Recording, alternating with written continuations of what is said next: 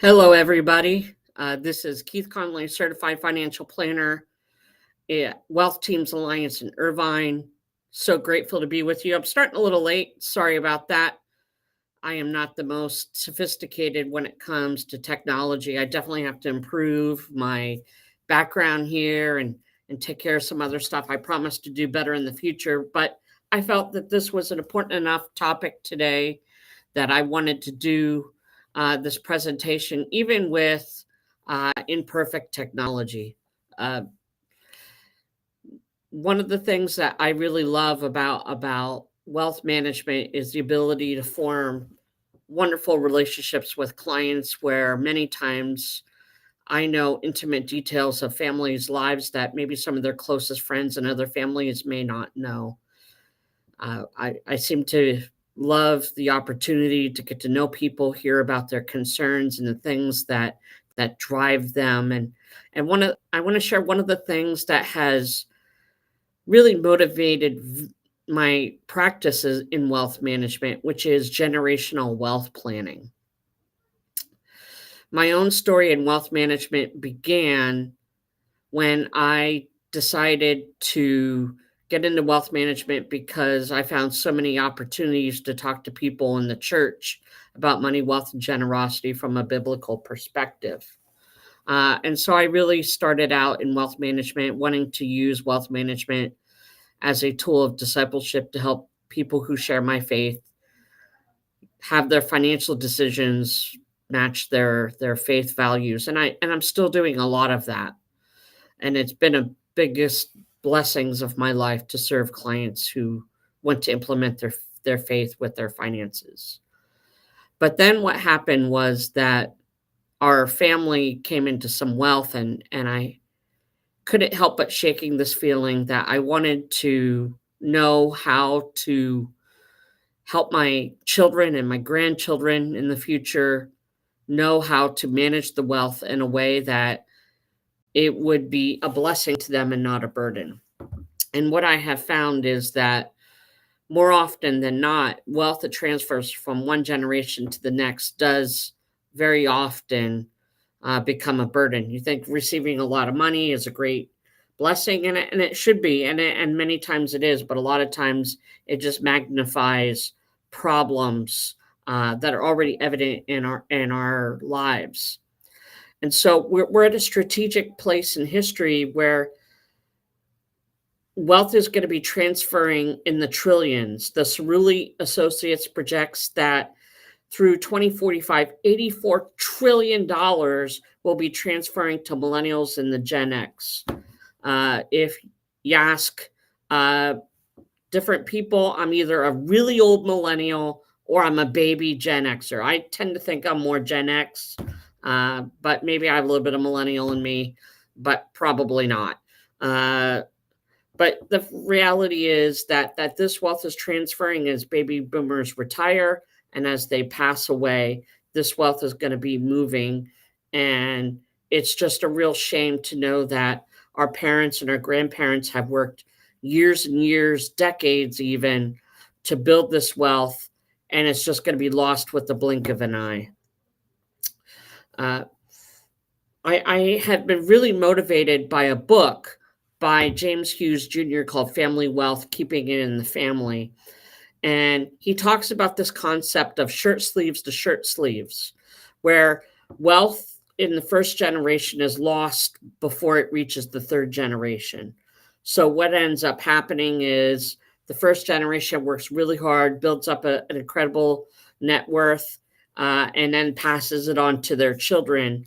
And by the time that wealth should be going to the third generation, there's not anything left. So the way it works, or the way it's talked about, is that the first generation walks to work, works really hard, has great ethic, is innovative, is motivated, is ambitious, and the next generation isn't quite as ambitious.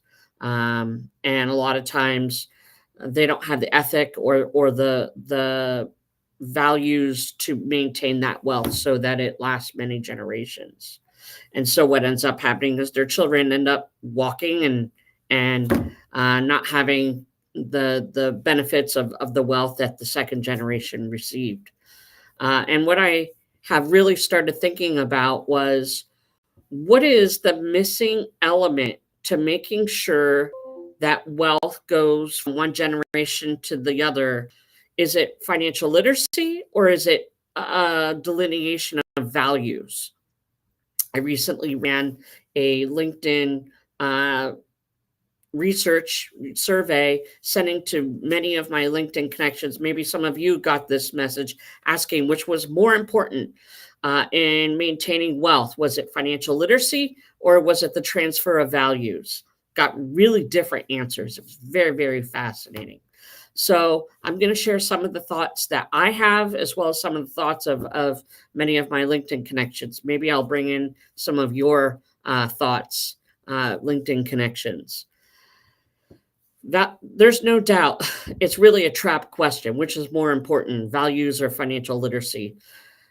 Many of my LinkedIn connections says, do I have to choose one? And really, the goal was not to really pigeonhole someone to making a choice, but to think about, what elements are really necessary to maintain wealth. Is it values or literacy? And of course, it's both. But what happens if someone has a large knowledge in financial literacy, but the family doesn't have shared values? Or what happens if someone or a family has shared values, but they don't necessarily know how to manage the wealth? So let's talk about some of this. The power of values, generational wealth, cannot be miscalculated. It cannot be overstated. This is really what I find to be the missing element of wealth management in legacy planning. We're I'm very often found saying that you can have the world's best estate plan, the world's best tax plan, the world's best financial plan. Mom and dad, grandma, grandpa pass away, and everything goes swimmingly. The wealth goes the way where it was supposed to go, goes to who it's supposed to go, and everything's perfect, except it's not. The wealth left to your children and grandchildren is mismanaged. It creates disharmony in the family, creates rifts, and does not unify the family, because everyone has their own opinion, everyone has their own desires and their own wants, and they don't know how to work together. And so often when wealth transfers, it's addicted away, it's sued away, it's fought away, it's spent away, it's divorced away. And because there isn't common values that unite the family. Think about, the fictional story of the Yellowstone TV show. Many of you have seen it. You have three siblings who are heirs to this dynasty and legacy of the Yellowstone Ranch. You have two siblings who are very financially literate, but are at odds, fighting tooth and nail with one another.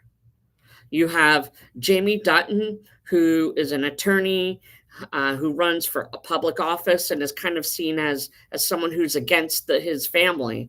And then you have Beth Dutton, who's ruthless and very financially and business sophisticated, at odds, and they hate each other. And it's because they don't have common values. Makes a great TV show, but this kind of stuff is very common in wealthy families. So let's talk about the value of having common values as a guiding compass. Having family values serves as a foundation for decision making regarding all aspects of the wealth, of its management, of the wealth in philanthropy and investments. You have values unite the family in a common purpose. Having a family mission statement where they spell out the values about what they're all about, what their purpose is, it will direct them and unify them over their wealth. And values really encourages stewardship and not entitlement. The thing that really motivates me in talking about generational legacy is I never want my children to feel like that they don't have to work and that they don't have to provide value in this world. that the wealth is for them to just live without a care in the world. They can buy as many Gucci bags as they want. They have endless vacations. They don't ever have to work. And what I want them to realize is that this wealth that we'll be leaving them is going to be left to them to do work in other ways, perhaps. Maybe it's going to help them open business, but they're still required to work and they're entitled to nothing. Now let's talk about financial literacy. Financial literacy is a big topic. There's all kinds of seminars and books and podcasts and blogs all about finances. It's a huge, important topic. And you would think, well, hey, if we don't manage this wealth well, then the wealth is going to not last very long. And that very well may be the case. But financial literacy is not good enough or not a driving enough factor to unite the family, to maintain that wealth, and to be harmonized over it. And when there's not harmony in the family, very often than not, that wealth is going to be lost through various means. When we talk about financial literacy, we need to have a knowledge in investments and tax planning, budgeting and estate planning. There needs to be legal areas where a lot of different areas of knowledge, whether it's business law, estate planning, and insurance planning. There's all kinds of different things that we need to think about to manage this wealth. And when we think about financial literacy, one of the things that I talk about is educating the younger generation as early as possible. We don't do this in our schools.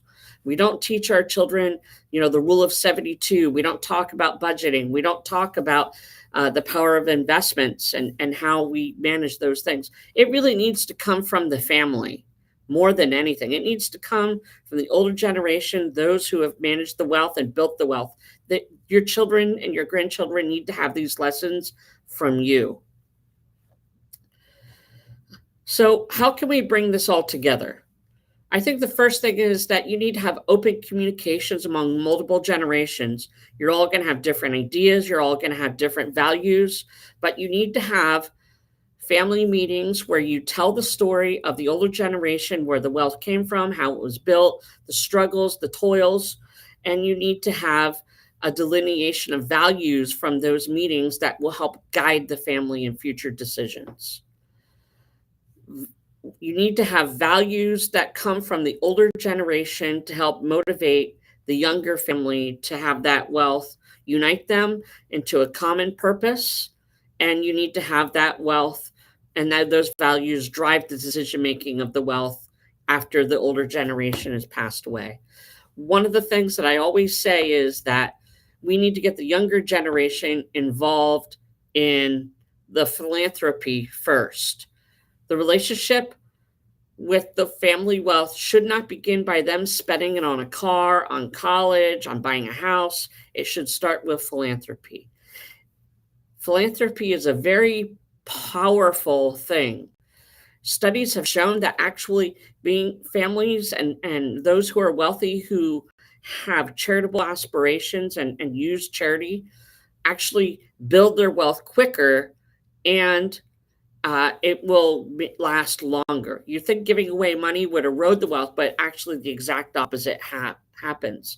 Because what happens is charitable giving has a positive impact on your financial behavior. It's going to encourage wealth management and planning of how to be charitable. There's benefits of tax planning, and then there's also the benefit of having other people in your circles that can open up business opportunities. It's just a real interesting thing to find. So if you haven't already thought about how to maintain your wealth throughout multiple generations, you've built up a sizable net worth, maybe $1 million or maybe $10 or $20 million. You don't want that wealth to ruin your children and your grandchildren's lives. You don't want it to be a burden.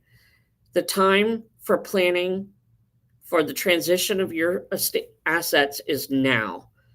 Great, you have an estate plan. Great, you have a financial plan. Great, you have a tax plan. That's wonderful. It's highly necessary. It's definitely the foundational part of transferring your wealth. But you need to open up that conversation with your children and your grandchildren so that they can have questions answered, that you can set expectations, and you can consider how your family will use the wealth, and they can consider ways to preserve the wealth. One of the things that I'm frequently saying is that even if you don't have financial literacy, but you have the values of understanding where the wealth came from and it's a part of your identity, you're united to one another through the family business, perhaps. If you have the values to want to manage this wealth for good purposes, but you don't know how, there are plenty of advisors out there who your family can work with to make sure that happens. And sometimes you will have some areas of financial literacy, but you'll need help in others. But the fact is that without values, the wealth will likely be eroded by the time it ever reaches the third generation. If I can help you in any way, please do feel free to reach out. I'm happy to talk to you, answer your questions about how you can help maintain your wealth for 150 years or more. My name is Keith Conley. I'm a certified financial planner, and I'd love LinkedIn and look for and Facebook, and look forward to meeting all of you and answering your questions. Continue to follow my